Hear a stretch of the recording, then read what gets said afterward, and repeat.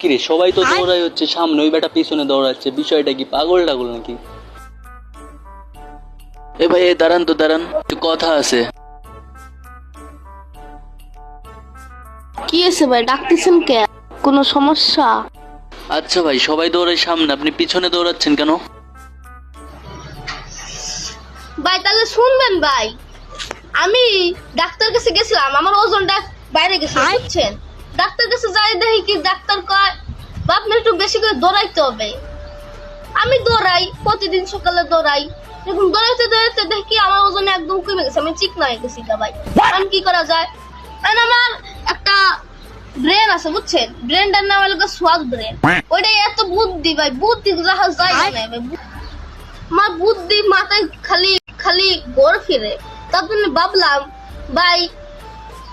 ভাবলাম তারপরে আমি কেন না সামনের দিক দৌড়াইলে আমার ওজন কমতেছে, পিছনের দিক আবার রিভার্স গিয়ার তখন যদি আমার ওজন বাইরে যায় আগের মতন, তো যেহেতু ওজন বাইরে যায় তাইলে তো ভালো।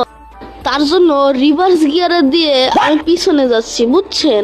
মানে হচ্ছে আমি পিছনে দৌড়াচ্ছি, রিভার্স এ যাচ্ছি, তার মানে আমি আগে যেরকম ছিলাম মোটা ওই রকম হয়ে যাব।